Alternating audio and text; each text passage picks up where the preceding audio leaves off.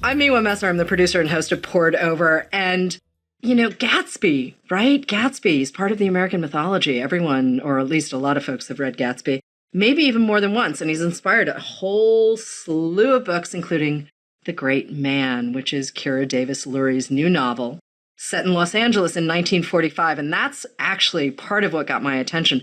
And then I met Charlie Trammell, who's an African-American soldier returned from the war. And, well, I mean, if you hear the parallels in the story, yeah, those are the parallels. But I'm really excited for readers to meet Charlie and the other folks in the West Adams neighborhood of Los Angeles. And, Kyra, I'm so happy we get to have this conversation. But I have to start with, when did this book start for you? Because really, there's a lot happening. There is. I think the book really started with the story I heard on my public radio station.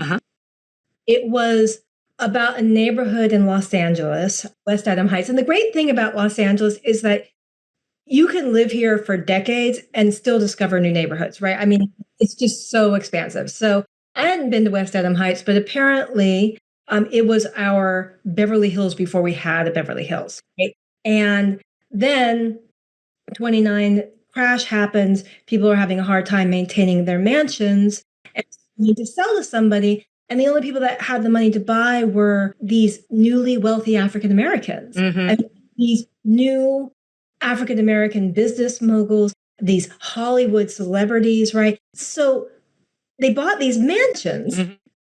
Like Hattie McDaniel would have these parties where Clark Gable, Lena Horne, Bing Crosby is there. Duke Ellington is her entertainment. And I'm like, that's Gatsby-esque, except it's real. Right.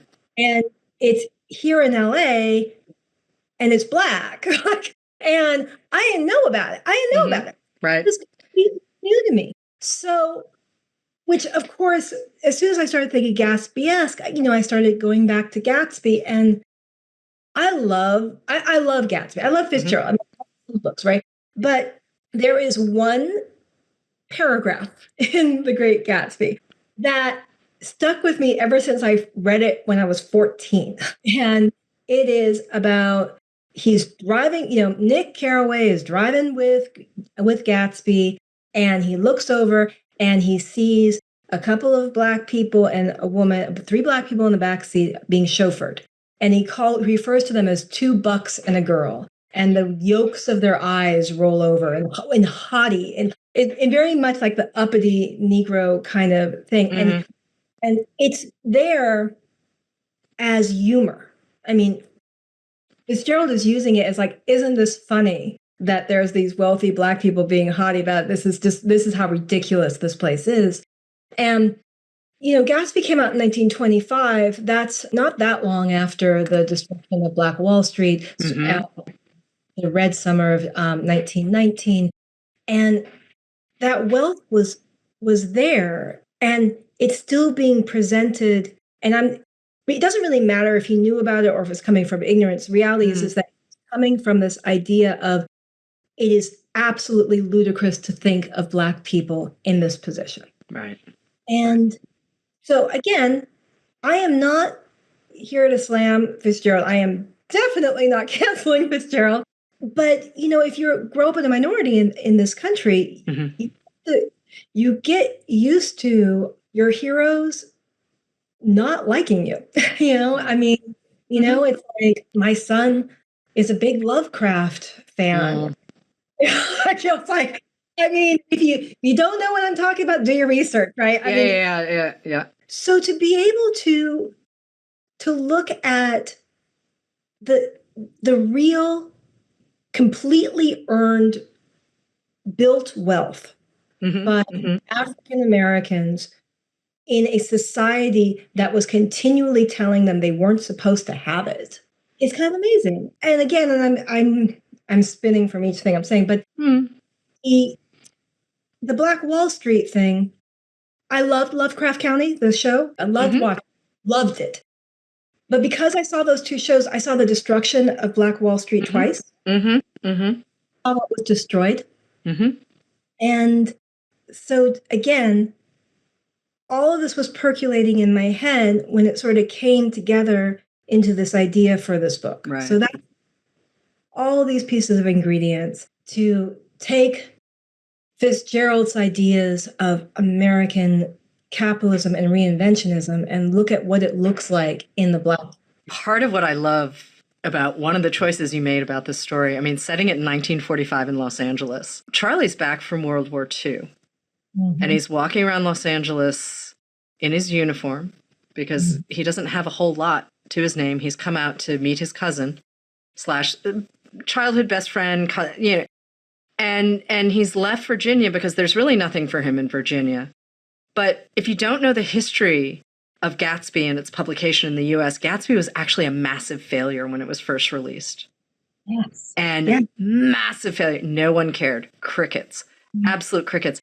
It was bound up and given to American soldiers serving in both the European and Pacific theaters, along with some other, there's this whole series of portable books, right? And there's Steinbeck and there's Whitman and all of this stuff. But part of what made Gatsby what we know as Gatsby and how we all ended up reading it at some point, you know, as assigned reading even, is because of World War II and soldiers and the idea that, you know, someone figured out that they could give you this sort of wide-eye Nick Carraway, you know, meeting Jay Gatsby and all this kind of thing. And meeting Charlie Trammell, who is our sort of eyes and ears and walking us through West Adams Heights. I really liked that 1945 touch. But also Los Angeles was wildly changing in that moment too. I mean, I think people forget that LA was built in a desert. Like, LA didn't exist for a long time. And it's a city that, right, it's at the foot of a basin, right? There are mountains all around it. It has its own weird weather and everything else. And here's Charlie Trammell showing up from Virginia going, what did I just get myself into? It was such a place of transition. I mean, for one, you know, so when he first gets off the train, you know, sees the Hollywood sign, which was at that time completely falling apart. Right. It also said Hollywood Land. Yep. Okay. And in a way that's sort of indicative of what was going on in the city as a whole. It was like, we're going to reinvent this. Okay. Like, you know, we're rebranding. Yep. Okay. And at the same time, what was going on was there had been this huge Black migration into Los Angeles. And part of that was because of World War II and the defense jobs that were being offered there. But it went from, you know, the Black community being a couple percentage points in LA in 1930 to by 1950, we were, you know, in the double digits. It was like 12%. It was like that's a huge population increase of a specific demographic. Right. And everybody was grappling with that. It tends to be, if you look at the history of, you know, the Black migration, things are fine until a lot of us show up, right? And then all of a sudden it's like, wait. And we weren't expecting this, but they were there. And there had been, the early arrivals had really tried to set up systems and an industry for them to walk into. So there's amazing opportunities for advancements. At the same time, you have this other population working very hard to suppress those systems. And it's like this really fascinating tug of war, you know, going on. Well, and Charlie ends up selling insurance. I'm not giving anything away there, but he's brought into insurance. And insurance is not kind of the thing I think of. And yes, there are plenty of insurance agents, and I'm sure they have lovely lives, but it's not something I think of as a career-making turn as it is. But for Charlie, it's this massive opportunity. His dad is a sharecropper. Lots of his family in Virginia is not doing financially well, but it turns out he's really good at talking people into buying insurance. But he gets brought in, his cousin Margie, who has convinced him to move to California. She's married to a guy called Terrence. And I want to spend some time with Terrence for a second because Terrence is all about respectability. He is very proud of his role as the VP of insurance at this company and da-da-da-da-da. But he's also really rigid. I mean, he doesn't have space for people's stories of, hey, can I just get you the money next month? He's not unfamiliar as a character for readers. And obviously you have some structure inspired by Gatsby. People are going to recognize some stuff, but all of your characters have their own voices. They have their own POVs. I mean, Terrence is a bit more stuck up than we might have expected. Yeah. And I'm just wondering how you knew when you had, you know, Charlie's voice or Terrence's voice or Margie's voice, because they are kind of the soul of the, and certainly Reaper, who we'll get to in a second. But those are sort of the core voices. You've got to make them sound like your own. You've got to make them sound like Los Angeles in 1945. How do you know when you've got it right? Oh, gosh. For me, every book really starts with the characters. I get to know them before I get to know the story. And I mean, obviously, this one's a little bit different because I had a structure, right? You know, it was given to me, right? But nonetheless, there are a lot of variations within that structure that I go on, and that's where the characters take me. So it's very organic as I'm thinking, okay, you know I'm going to have this guy who's full of bluster, and I know that he's going to be, I don't think I'm giving anything away here, as a philandering husband. You know? Like, right. So I know that, right?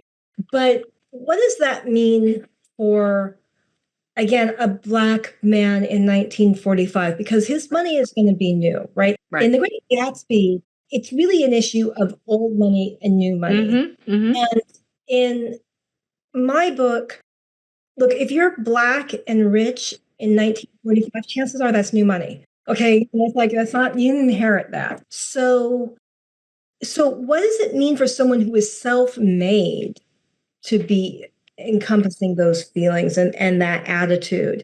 And I'm not saying he's necessarily a good person, but I kind of love Terrence. I mean, because he's in some ways, I agree with him. You know, he says to Charlie at one point, I am never going to settle for what other people supposed to have, right? That's deep, right? And for a Black man to say it, but that was the ethos of the time. It's like, you guys want too much, right? There was a book that had just come out at that time period. It's not in my book, but called What We Want.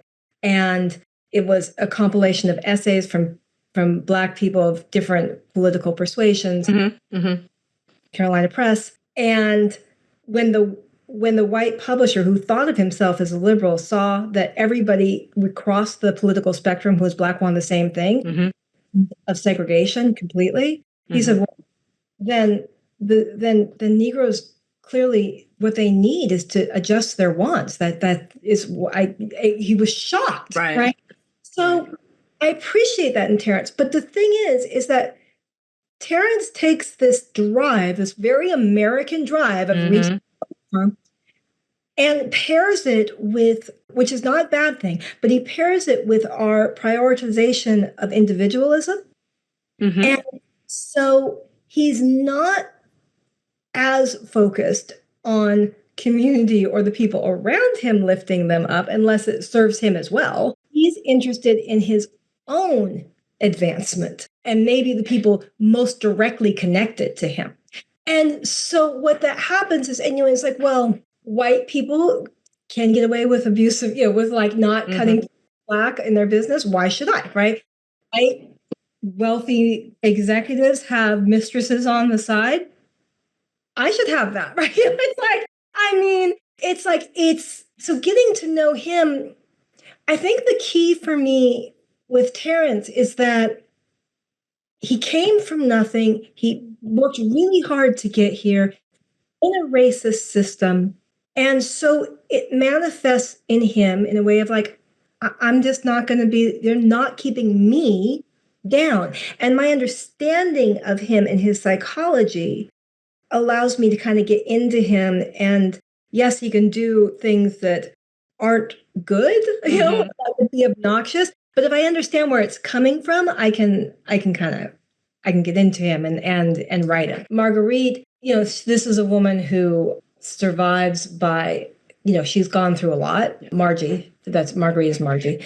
She survives by creating the world in her mind that she wants to live in. There's a Scarlett O'Hara to this. Like, I'll think about that tomorrow. Right? Except she's not thinking about it at all. She'll straight up. I'm like, not going there. Not going to think about it. It's like, let's live in the pretty world.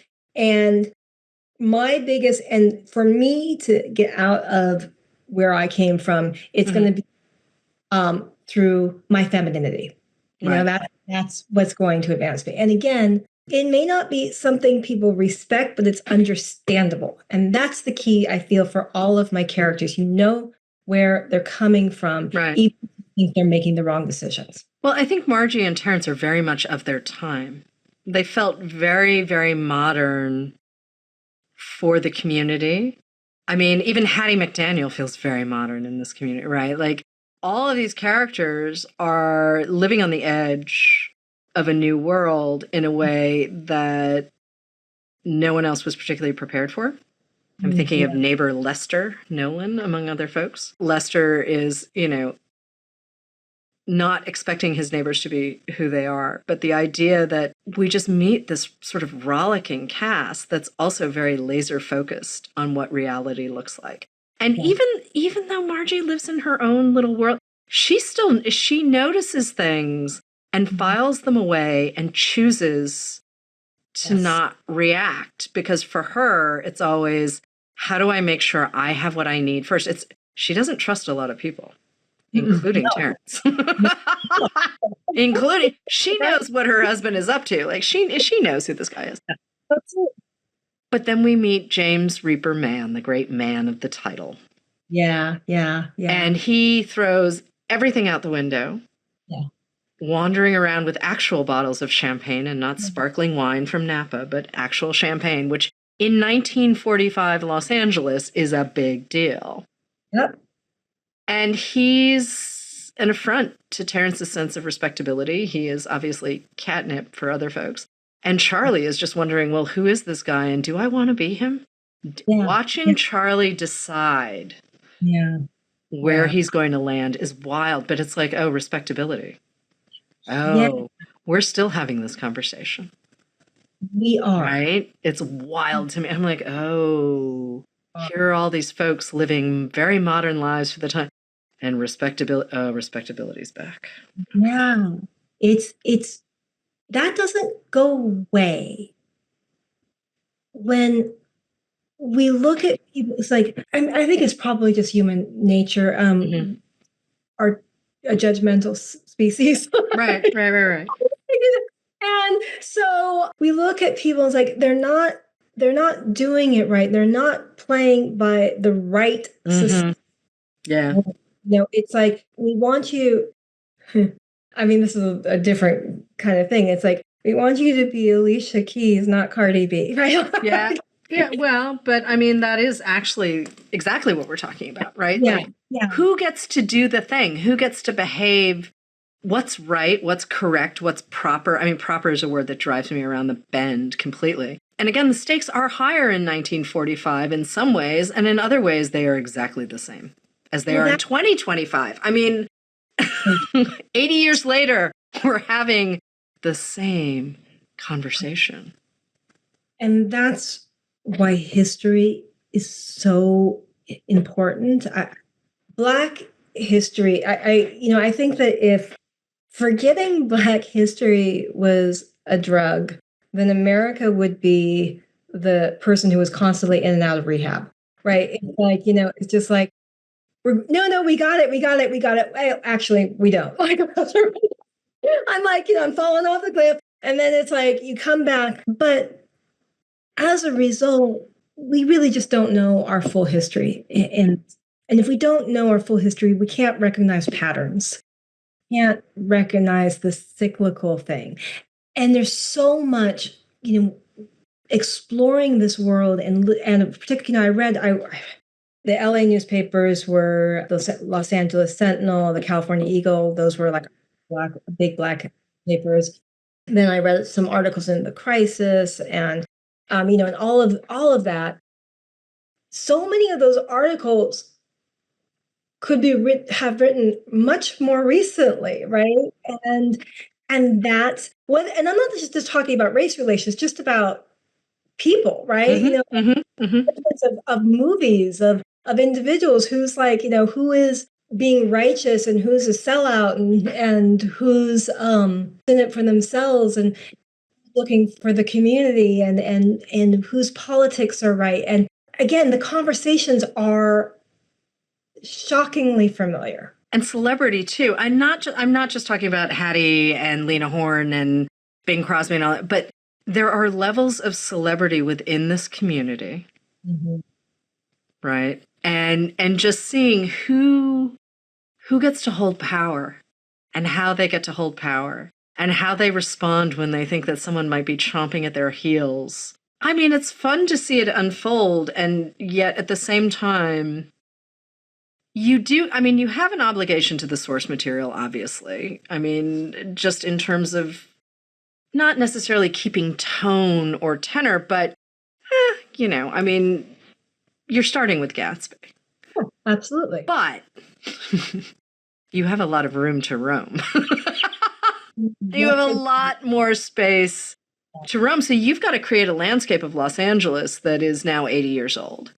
Yeah. And yes, the neighborhood still exists, and some of the houses are there and some of the houses are not. It is undergoing some rapid gentrification in ways that are disconcerting. And in other ways, well, we're just going to see what happens. But you had to reorient yourself to a different Los Angeles. Yeah. It's really interesting because I had to really think about that.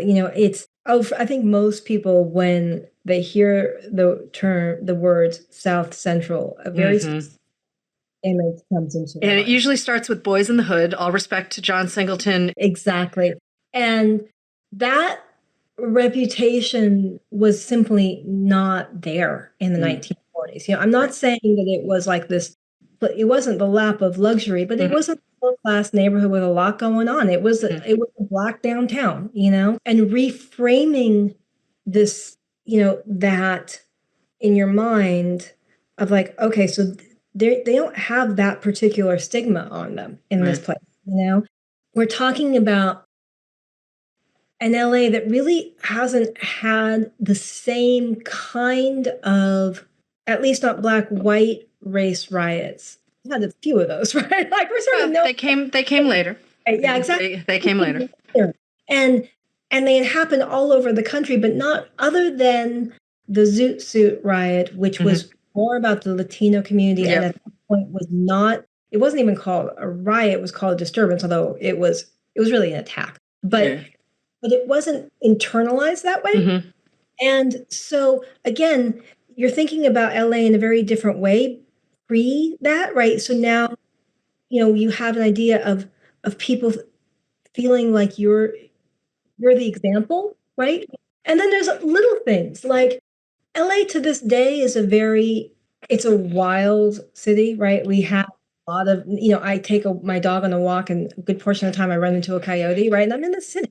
It's like, but what must it have been like then, right? And, like right now, in West Adam Heights, you wouldn't hear owls. I hear them where I live, which is TV, but back then, there would still be enough greenery and such that you would, that wouldn't have happened. So again, you're bringing yourself back into this world. You get to slip back into a different time. It's a challenge, but boy, it is such a cool challenge. Right? And then you kind of just want to hang there for a little while. Well, I mean, you've got to do the whole time travel thing, but also we're talking about a moment in American history where class mobility becomes a thing, right? Like you've got the Great Migration running from 1910 to about 1970. And I think people assume that the Great Migration sort of ends in like 1935 or something. It's weird. Like if you talk to people about it, our ahistorical analysis, I'm just like, no, 1970. Like, and you could even in some places talk about it going longer than night. But let's use 1970 as sort of a clean marker. But you've got the GI Bill, which was not available to African Americans or Japanese Americans or Chinese Americans, or Latinos, like whole different. So. But at the same time, you did see an incredible amount of class mobility in ways that you had not and people who had access to resources and you could build it. I mean, this insurance company that I'm gently making fun of Terrence for being so proud of. I mean, it's a big deal in the community, and it was built because Well, they had to serve their community's needs. And there's a lot of money that comes in and out of insurance. And I love the idea that you're building the thing that your community needs. I just, knowing what I know about insurance, I'm kind of like, oh, I thank you. No, that's not, I'm happy I have insurance, but I'm not. Right. It's not, yeah, we don't, I think in generally speaking, most people don't like have romantic feelings about Right? insurance. Yeah. It's but not, it matters. It does matter. And the thing is, you're talking about a population of people that if they could get insurance at all, it were really bad policies, right? And overpriced bad policies. And then a couple of Black business guys come together, or at least who have a mind for it, and somehow they're able to pull together the resources and build something that actually offers good policies that helps protect their interests. And again, in a country that is not interested in protecting their interests. And what's really cool about the insurance company's Golden State Mutual, it still exists, it lifted hundreds, if not thousands, of African Americans into the middle class. There was not, they were at that time, the goal for a lot of African Americans was just like porter, to be a porter on the train. That was like the top, right? And you can be a teacher. You don't make any money there, but it's respectable. Mm-hmm. Yeah. A few lawyers, but that was hard, and to get there. And even if you got for your clients, they don't necessarily have that much money. This middle class thing, to be able to like have a white collar job. And it's interesting. I don't remember. It may have been a Marketplace podcast, but they were talking about disability and how when people get into the disability, frequently they can't leave disability and this woman was talking about how she can't do her job anymore because, she has like these foot problems or whatever it was. And the interview was like, well, what about, a job where you're sitting, right? And this woman, looked at her because it's just, she can't even really imagine it, right? And she was like, oh yeah, I'd love to work at the unemployment office because they sit down, right? And that was like the goal, right? Like she sees the people at the unemployment office and they're sitting, and that's like, oh, that'd be great, right? These are people who have been denied a lot of opportunities, who just have not been cut very many breaks. That's disappeared from our society at all. And it used to be much more widespread, and not just in the Black community. It's like, it was like certain people were born into that and certain people were born into this. And if you were born into this, you weren't getting an office job, And so to all of a sudden have that on offer, a different style, it's almost magical, It's insurance, but it's like you're offering it to the sharecropper's son. That's a lot, So it's a big, it's like, it doesn't sound romantic or, or fancy and all that, but it did really magical things for the community. It's real. Yeah. It's real. It's relatable. It is. And one of the things I love about these characters and where you send them, let's put it that way, is that I never felt like I was holding on too tightly to Gatsby itself. It's like, yeah, okay, maybe here's a reference, here's a thing. I did feel like I was in Los Angeles. I did feel like you were asking me to spend time in the 1940s. And obviously we have so much literature, so much historical fiction, but also good history. I mean, Europe has been covered. We're not quite there with the Pacific Theater. But I wouldn't mind seeing us interrogate more of what the States look like. Okay, we have Pearl Harbor too. Like, we need more literature about internment. We need more literature about the Chicano community. Like, I'm waiting for someone to do the great history of Chicanos in Los Angeles. But I would also like to see those novels too. And there have been story collections, but I want to see one of them, take fire and really like suddenly everyone's reading it kind of thing. You know exactly what I'm talking about. I absolutely do know what you mean. We don't know. There's so many communities and cities in this country that we don't really appreciate or understand their evolution, their development, their origin and essence, and I personally think that LA is one of those stories because there is so much marketing and as a result, sort of an odd stigma around LA. You know, it's like, it's Hollywood. Right. Yeah. Hollywood, right? Remember the Baywatch years? Oh my Remember God. the Baywatch years? Exactly. We're all there with we all got, we all have our plastic surgery and, and our red bathing suit. And like, in the meantime, I'm going to say 80% of Los Angeles almost never goes to the beach, but so there is like, this idea of LA that doesn't really fit the reality, and to be able to explore that. When I was in middle school is when I first read Anne Rice. Oh, yeah. Maybe early for certain reasons. Yeah, I loved it. I loved it. One of the things, and her work became a tutor for me because she really makes whatever the place they're in, it's a character in the book. Yeah, completely. That's who I learned from in that regard. Like, I want to be sure where I'm at, that's as present as any individual person. And so I really, I work to do that. I'm conscious of it.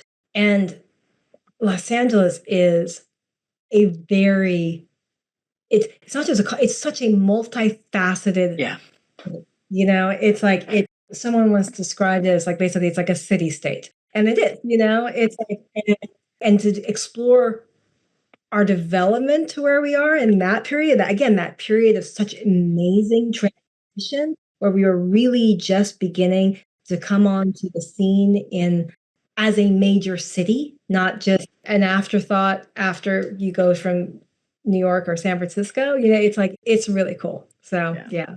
Okay, so we've gone from Fitzgerald to Anne Rice, which I love that swing. I love that swing. But I'm also, there's also Hilary Mantel on your behind you and Percival Everett. But I'm just sort of wondering who some of the other writers are who've made you the writer you are. I mean, because obviously you're pulling from a million different places, and it's not obviously just those, but I'm just kind of curious. Oh my gosh. So it's like, there are a lot, right? If I look at here, it's like when I really do love complicated characters. Alameddines, The Wrong End of a Telescope, which is a very, very different book than it. Yeah, but I love Rabih. He's great. Right? It's amazing. What I love about his writing and that book is that cliches and stereotypes are about a million miles away, right? It's like everybody is their own individual person. They're complicated. And they're so, even if the book almost has a mystical quality to it, they're very real, and nuanced and imperfect. The imperfections. Yep. That's a hill I'll dive on. It's like, my characters will be imperfect, right? And I definitely draw inspiration from that. I have Evarista's Woman, Girl, Other back here. Oh, yeah. And she's another one who just like, I just think she's just a game changer for me. It's like, and the way that she just sort of redefines the English language. Right. Oh, let's just do everything over.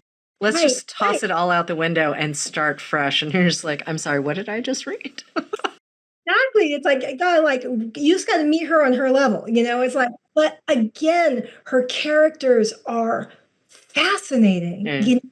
And you understand them, even when they're flawed, you understand them, and it takes you on this journey with them. I absolutely love that. I have Groff up here, Fates and Furies. Right? Yeah. Oh, did you read Matrix? I did, yes. Years ago, Lauren and I sat down and I said, you made me care about 12th century nuns. And I really, I would not mind riding a giant horse into someone's house and saying, excuse me, you owe me money. And I mean, obviously it was phrased differently in the book, but I was just like, wait a minute, I am so invested in nuns. I mean, but also the way she handles time in that novel too, it's wild, where it's like, it's not like, and then we planted da-da-da-da-da. It's, you go from 12 nuns and 1 pig in a bush to, and then there were 60 nuns and 5 cat, just, again, the way she handles time is so great. And that's so tightly written and everything else. But again, I point out, cared about nuns, which, I mean, that's why I read, right? Like I was so invested in their success and their survival. I was just like, what is happening here? Exactly. It's like, it's so you do that by fully realizing the person, you know? So the authors who really do that for me, and also who find beauty in bizarre places. Yeah. You know, particularly in things that you might think one might call frivolous or in some cases that we would think of as unappealing, you know, and yet somehow you find like the beauty in that. And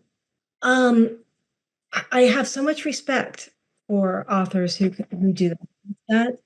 And again, all the authors and Fitzgerald is one of them, whose place as a character, that is something that I really try to internalize as a writer. It also sounds like you read for voice. I mean, I realize we've just been talking about character and messy character and everything else, but for me, character and language are inseparable. And voice is the thing that I look for first. I mean, I'm one of those readers where I'm like, well, you know, if nothing happens, that's okay. If stuff happens, bonus, right? Like, me too. I mean, we're in the minority there, but yes. Completely. I mean, it's wild to me where I'm just like, no, I just want to hang out with some beautiful language and, you know, noodle. I'm very fond of novels by poets, but at the same time, the New Ocean Vuong, lots happens. On Earth We're Briefly Gorgeous is beautiful, and also stuff happens, but like this book is... I haven't read this. Is what you hope for people's second novels. You hope they get the thing, they get to write what they want to write. You meet the characters are spectacular, but the voice is really... Yeah, I'm very fond of Ocean. And the poems are... If you've ever wanted to dip into poetry and thought, you know... Ocean Vuong, yeah. Night Sky with Exit Wounds is... there's a reason that it won that Copper Canyon Prize and suddenly he was being published before he even graduated from his MFA program. I was like, what? Anyway, but that's part of the joy of reading, right? Like, I mean, Natasha Deón and the Perishing, you know, again, that's a Los Angeles that I would not have seen otherwise. Or even John Fante, Enter the Dust, right? Like, there's some stuff about that book I love, and there's some stuff where I'm like, oh, you were written in a really long time ago, but okay. I'm totally with you. There's a book set in LA that's not that well known, Sharp Teeth, by Toby. Oh, I know that. I read it a million years. It's been a really long time since I read it, but I know, that totally. And also it had a crazy dog on the front. It was like, what are we getting into here? But yes, Sharp Teeth, Toby Barlow. It was such an interesting way to look at LA through this sort of fantasy poetry journey, right? You know, I am with you. I love language first, right? For me, it's everything else comes second, right? I don't need a really, you know, a plot that just like is, you know, like, and then it filled with action and events and such in my reading, right? You know, but I can't, if the book doesn't have great prose, I won't read it. It's like, I'm worried they're contagious. So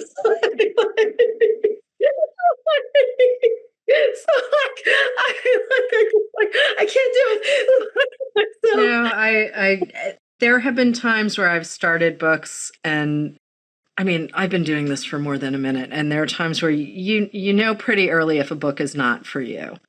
And then there are the other books where, you know, maybe 50 pages in, you change your mind, and that's great. I don't always have the luxury of giving something 50 pages. And then there are times where I just start reading and I'm like, yep, you don't need me. Have a nice life, book.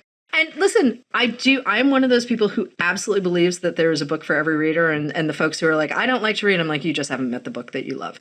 Like, you will find the thing, and I will stand here and try and figure that out with you.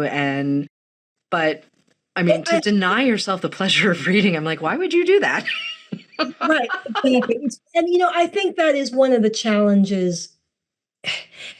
I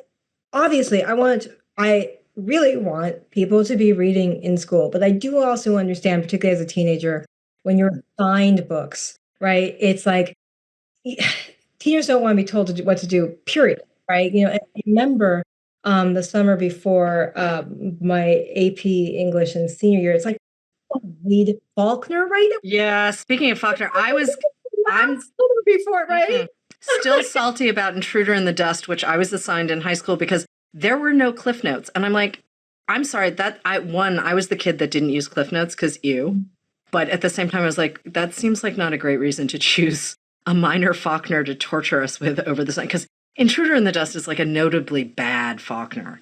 And like, could we find something else? And I get that you don't want us using Cliff, that's fine, but isn't your job to figure out which kids use the Cliff Notes and which of us were like attempting to muddle our way through an impenetrable Faulkner? Exactly. It's like, and again, for me, it was like, I mean, this is my summer vacation. It's my last summer vacation of high school. Right. It's like, but I think that for some people, it just sort of turns them off. Like, this is what reading is, and therefore I want to do it. But I do believe, like, there are books that are absolutely not for me that really speak to somebody else. Absolutely. Absolutely. Wait, it's like, I fully get, like, I know that Evaristo is not for everybody. I know that. Yeah. But she's for you and me. But there's like other books that, again, I may think like I'm not loving the prose, but else is like it's all about the story and they get caught in it. And we shouldn't be judging people based on that. Right. We don't judge people for seeing a fun comedy on television. So why are we judging people for reading a fun book? Right? It's like, so I'm no judgment. All I can tell you is what appeals to me, and you do you. Right? So I just, like I said, I really think that there is literally a book for everyone. You just haven't found it yet. That's, and, maybe it's history, maybe it's, I have no idea. But I will plant that flag on a hill and I will yell about it. I genuinely believe that there is a book for everyone. So can I ask what's next now that you've left 1945 on the shelf? And because I think Charlie is going to go on and have his life, do his thing. And I realize I'm talking about a fictional character as if he was real, but I'm quite fond of Charlie Trammell. I wish him well. I hope he had a really nice life. But what's next for you as a novelist? So I'm actually not sure that I'm really done with that. Okay. I was, I kept kind of telling myself, it's like, no, you got to leave there, go to a different time because you don't want to be caught. Right? But the thing is that my research, there was so much that I came up with, it's like, well, that's really fascinating, right? Some of it was with the Black newspapers in Los Angeles, what's going on there. And you talk about, you mentioned the internment camps. And, there was a Japanese writer who, when she got out of the internment camp, she couldn't get a job at the white newspaper. So she worked at the Black ones. Yep. I thought, well, that's a really interesting story. So I'm playing with that, so I think I have something else too, but really kind of pulling me more and more and more. And really literally in just the last few days, I'm like, I think I'm just gonna I'll shelve that, stay here, spend a little more time in the 40s and look at a different portion of, and see that through before I move to a different time period. What I won't do again is write a book that's supposed to be the present time. I mean, I may do something that's 5 years earlier or 10 years later, but the present time is changing too fast. Yeah. So I get that. No, I get it. It's like if I had written a book in the present time and it had come out in 2020, it's like when everybody's on lockdown, it's like, we're just, from now on, I pick a year and that's it. So that's, I can tell you that for sure. But also, that sounds like a bunch of fun rabbit holes. And if you're going down fun rabbit holes, then we get an interesting thing to read. That's sort of how I feel about it. So I can wait. Yeah. I can be patient. We'll see what happens. Yeah, I'm definitely attracted to the rabbit holes. Yeah, we're bumping up against time. So this is where I say thank you, Kyra Davis Lurie, for joining us on Poured Over. The Great Mann is out now. Thank you so much. This was really fun. Thank you for listening. Poured Over is a Barnes & Noble production. To help other readers find us, please rate and review the show wherever you listen to podcasts.